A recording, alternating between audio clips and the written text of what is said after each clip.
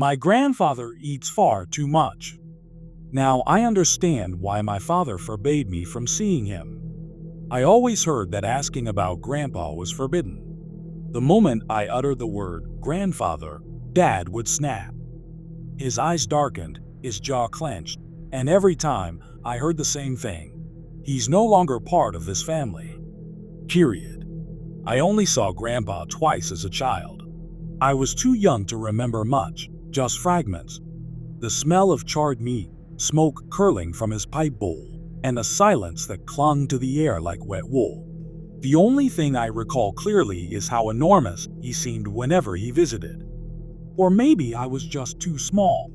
Mom would pull me away, quick and firm. When I turned 18 and moved to the city for college, I found myself digging through Dad's old things during a rare quiet moment. Among bills and expired driver's licenses, I discovered a yellowed envelope. Inside was a crumpled letter sent from a town called Lodell, a speck on the map 2 hours north. The return address read, George and Marilyn Arter. At first, the names meant nothing, but George brought back the smell of smoke.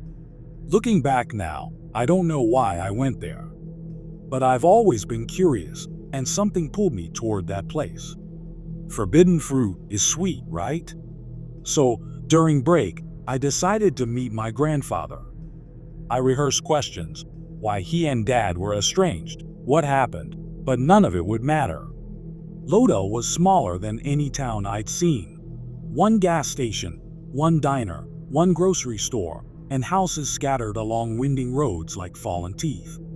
The last stretch from the bus stop, I walked. At the end of a gravel path, framed by bare trees and silence, stood a red wooden house. He opened the door before I could knock. "Good Lord Almighty," he boomed, grinning wide with crooked teeth. "Look who it is, my favorite grandson. God, it's good to see ya." Grandpa was massive. His frame barely fit the doorway.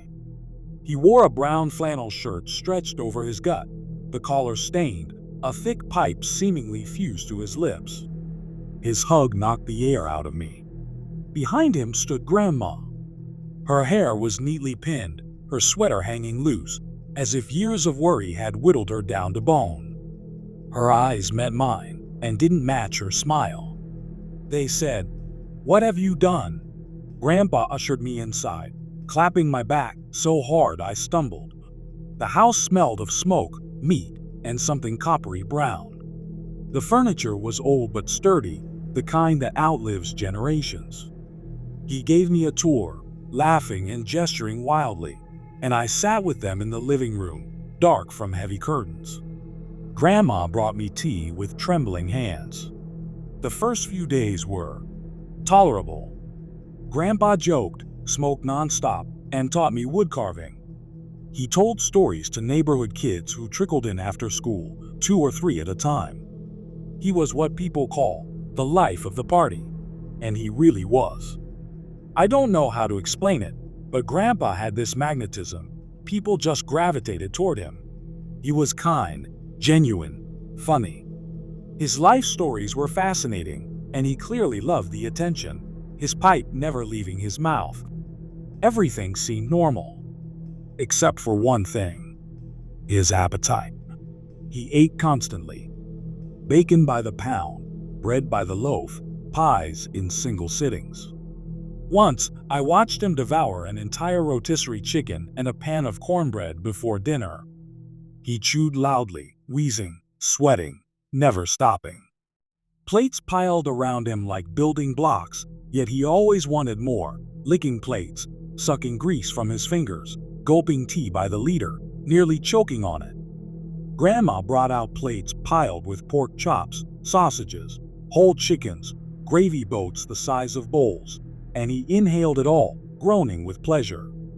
His face gleamed with grease. He didn't chew so much as engulf, as if tasting was optional.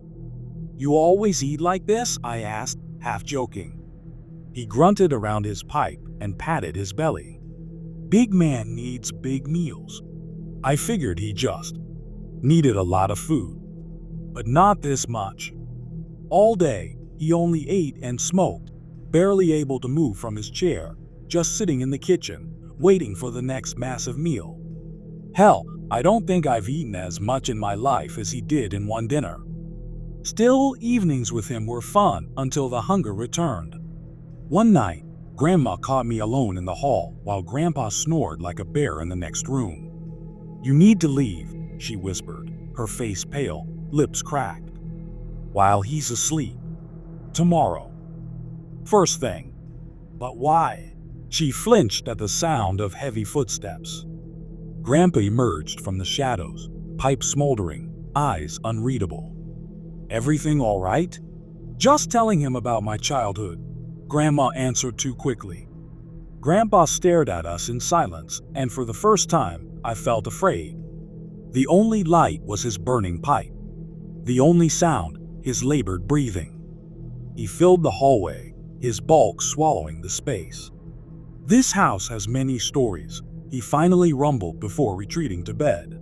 I barely slept that night, between Grandpa's snoring and the dread gnawing at me. "Leave in a hurry?" "But why?" By morning, the fridge was empty. Grandpa sat at the table, licking his lips, breathing hard. "Where's that woman gotten to?" "Starving over here." Grandma returned with 3 bulging grocery bags and frantically unpacked them, cooking while Grandpa fidgeted, growling incoherently. I claimed I wasn't hungry a lie. Watching him eat, devouring even the gristle, made me nauseous. Instead, I went to the store, chewing on Grandma's warning. Something about this was starting to scare me, especially one thought. How does he eat so much? At his age, that obese, chain-smoking, how was his heart still beating? At the store, the clerk and a woman were whispering, tense, glancing at the windows.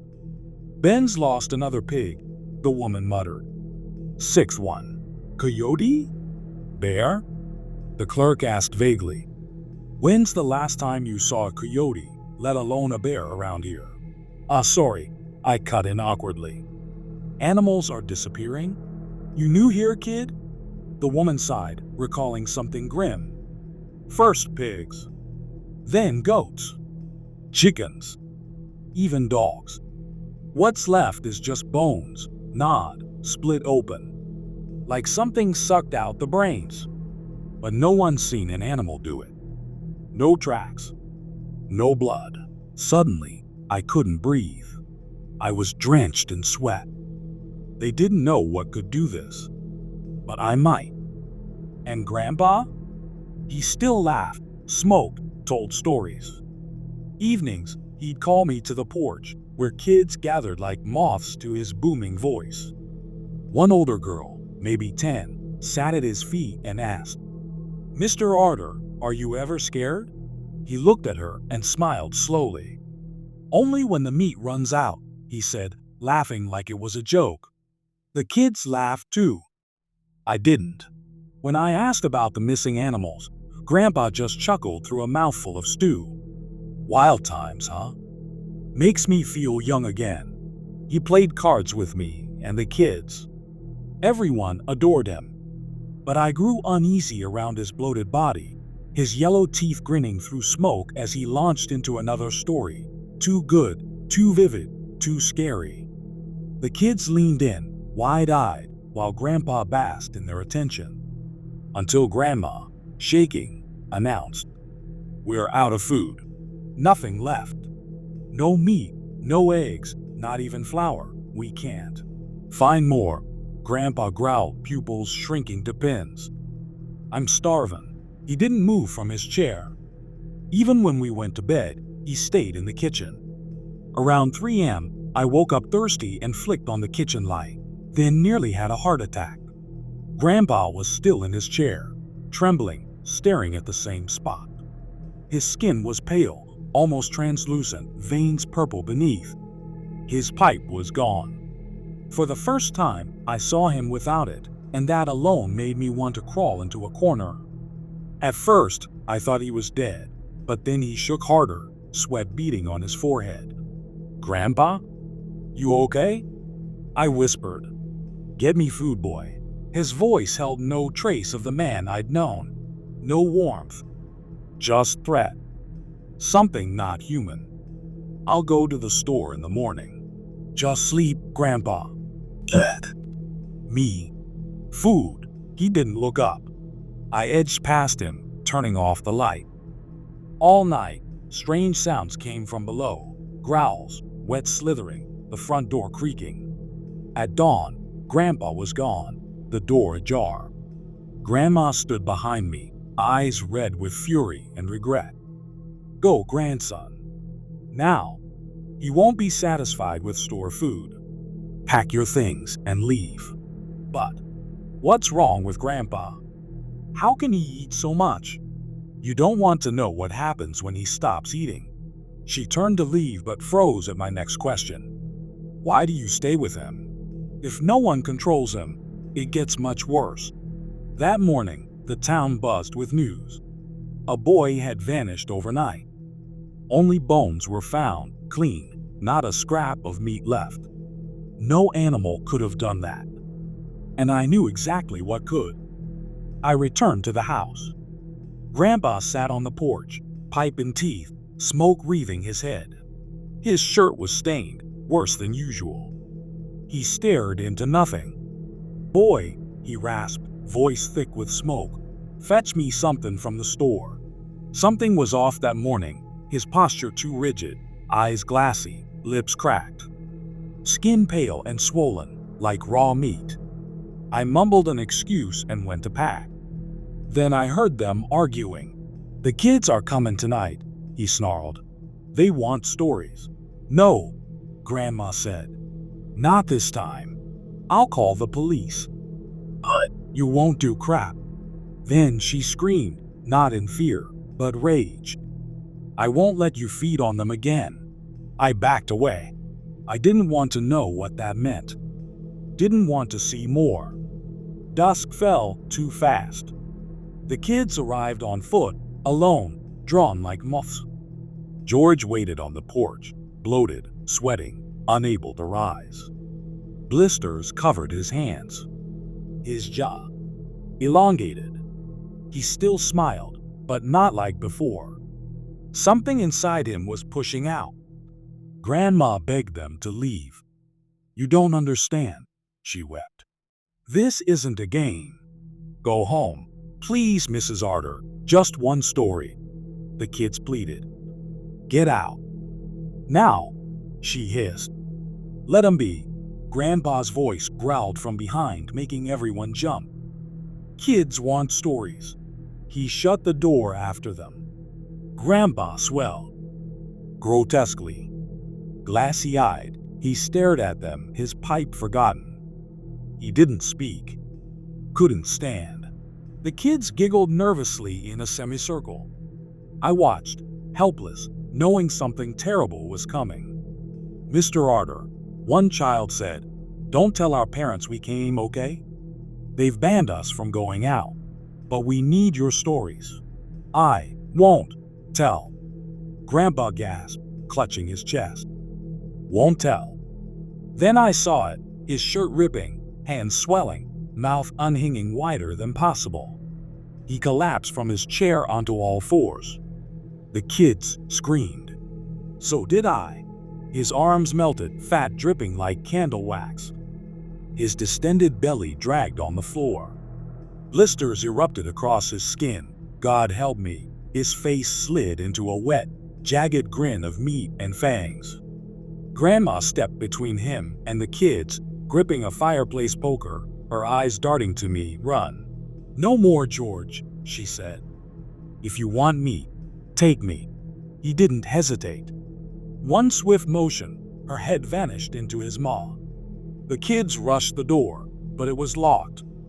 They pounded, shrieking. I stood frozen, praying this wasn't real. But it was. Grandpa, now a slithering mountain of hunger, gurgled, hissed, and dragged his bulk toward the children. I wish I could say I helped. But I couldn't. I vomited at the sounds, couldn't even look. Finally, I moved, bolting to the attic, heart hammering. I stayed there, shaking, gasping, as the house filled with the sounds of slaughter. Chewing, crunching bones. One voice, then another, then silence. Sniffing, scratching. Something huge lumbered down the hall, snuffling, muttering. I pressed into the rafters, too afraid to cry. Hours stretched into centuries. Then, a wet, slurping voice. Boy, come back. Feed your grandpa. I smell you. I buried myself in dust and shadows, praying to disappear. I stayed until the silence returned and dawn crept in. I crept downstairs, stepping over bones and blood. Grandpa was gone. Only a greasy stain remained where he'd fallen. The house reeked of death. I vomited down my pants. Then I ran until the road turned to asphalt. Didn't stop, even at headlights. I told no one, not the police, not the townsfolk. I don't know what happened after. Where Grandpa went. I returned home. Couldn't sleep, couldn't eat. I vomited, cried, had nightmares of that night. Months later, at breakfast, I met Dad's eyes and asked, "Why didn't you tell me?" He stared into his coffee. "I hoped you'd never go there," he said softly. "You weren't supposed to know that address. Guess blood calls to blood." "What does that mean?" He looked up, eyes bitter. "You're not my son." Silence fell like snow. "I mean, you are my son. I raised you. I love you. But you're not mine. George brought you as a baby. Said he found you by the river. I didn't ask. Didn't want to know. But your real parents, what happened to them?" He swallowed. "George got hungry. That's all you need to know. And you, how did you live with him?" "We moved town to town, keeping him fed. But it was never enough. When I was 16, we settled in Lodell. A month later, he brought you. I escaped with you. He stayed. For 18 years. Now I live with that truth. Try to forget. But some nights, I wake tasting ash and smoke. I hear news reports, missing animals, missing people. I lock the windows. The guilt eats me alive. Those kids, I knew. I could have stopped it. Could have spoken up. But I was scared. And that, like the nightmares, will haunt me forever. Story 2. The night I planned to kill my husband, things went terribly, terribly wrong. The kids and I are still on the run. Please send help. I heard a faint beep and the click of a keycard registering at the lock. I figured they must have had a hell of a time. Their laughter reverberated down the hall long before they arrived at the room. The woman sauntered in, giggling, kicked off her heels, then strode across the low-pile carpet and opened the mini fridge. I heard the shrill squeak of styrofoam when she placed it inside, probably leftovers from dinner. It smelled like Mexican. Enchiladas maybe, or chile relleno. That was Tom's favorite, the crab. I watched their feet move closer until they were standing in front of one another. Tom's size 13s were still on. Effing clown shoes. The woman rose to her tippy toes, and I could hear their lips smacking against one another's. Heat rose in my face to the point I thought my head might pop like one of those cartoon thermometers. I reached for the kitchen knife I had brought from home and held it over my heart, hands trembling. This was it. This was my moment. I tried moving my legs and arms, stretching, preparing for the physical undertaking ahead. Tom was a big guy. If I didn't do this exactly as planned, precisely as I had practiced, things would go south for me, fast. My joints ached as I moved them back and forth. I had been hiding beneath this god-forsaken bed for hours. Clothes rained onto the floor where, in my head, I had planned to slide out and pounce on him, plunging my blade through his thick neck. The woman's feet levitated from the floor and then disappeared. She giggled more, the tramp, then the bed caved to the point of just grazing the tip of my nose when he threw her on top of it. Tom's feet disappeared, one by one, as he mounted the mattress. I noticed the heat had left my face. I was so angry a moment ago, but I noticed now I was feeling something different. My vision blurred and tears ran down both sides of my face as the bed creaked above me. I left the knife on my chest and wiped my tears away. I hated myself for crying. This wasn't how it was supposed to go. He was the crap that was supposed to pay today. Pay for the countless nights of phony meetings, just too far out of town to come home for the night. This scenario had played out in my head countless times. I knew where to stick the knife, the precise angle, what I would say to the BTC as she ran screaming out the door, mascara running and breasts flopping down the hall, pleading for housekeeping to save her life. And I knew this would be the end of the line for me. He would be dead, and I would go to prison, finally free of his lies. The tears were unstoppable now. I thought about Ryan and Hannah and what this would do to them. I told myself they would be fine. My sister would take them in. She was strong. She didn't let men walk all over her, lie to her, treat her like a used sack. She had a good husband. They would care for the kids. Plus, they were nearly through high school. They had their own lives now. They didn't need me anymore, and they surely didn't need their lying father. I grabbed the knife from my chest and gripped it tight as I could. If I wanted to do this right, I couldn't let this knife get out of my hands. But the knife shook so much, I could hardly maintain my grip. I dropped it on the floor beside me, and the handle thudded against the carpet. I froze, wondering if they might have heard, but the bed kept on swaying and creaking. I felt around for the knife at my side, and once I got my hand on it, I couldn't pick it up. The sanity pan in my mind's balance scale plummeted, and I realized I didn't recognize the woman I had become. Was I really going to go through with this? Was I going to throw my life away for this piece of crap? I cupped my hands over my mouth to stifle the cries beckoning at my quivering lips. This wasn't me. I'm no murderer. I'm a mother. I was head of the PTA, for God's sake. My mind did a complete backflip, and I began brainstorming how I could most quickly get out of this crappy hotel room. Finally, all the weight of the past few weeks, all the preparation, all the espionage, and thinking I would grow old in prison, it all drifted away. The woman began panting heavily, then screamed passionately. I should not be hearing this. Why did I do this to myself? Suddenly, she stopped mid-scream. Guttural smacks and clicks came from deep within her throat, and the smooth sway of the bed was replaced by feverish shaking and thumping on the mattress. I tried to process what could be happening to her. Was she having a heart attack? No, Tom wasn't that good, the crap. Finally, the shaking stopped. The room fell quiet, and I could hear my blood pumping, so loud I feared they might hear it too.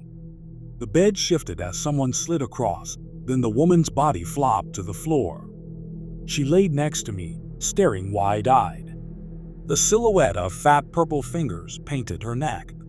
Something I had never thought about before was that death could look fresh. Although she wasn't breathing, there was a faint light still living somewhere within her. I imagined if someone resuscitated her quick, she might make it. Two bare, size 13s pounded the floor on either side of her body, and I recoiled, my brain finally catching up with the events.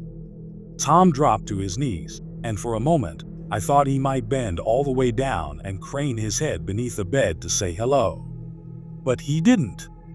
He knocked the woman's clutch from the nightstand onto the floor, sending its contents flying. Tom grabbed a tube of lipstick.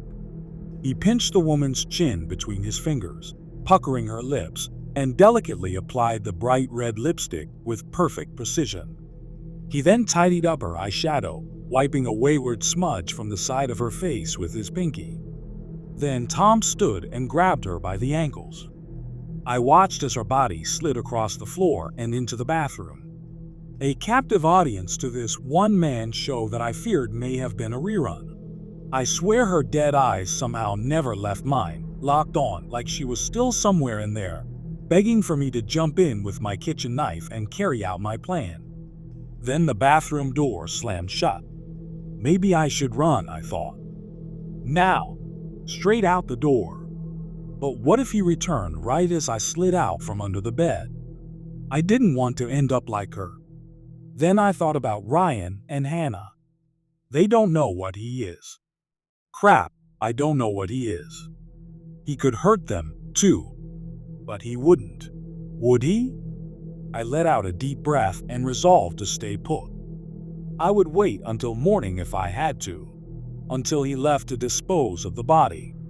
Whatever he did, whatever else I saw, here, in this room, tonight, I had to wait it out. I had to get home to my babies. I hope you guys liked this video. If you did, make sure like, comment, share, and subscribe the channel Mark Stories.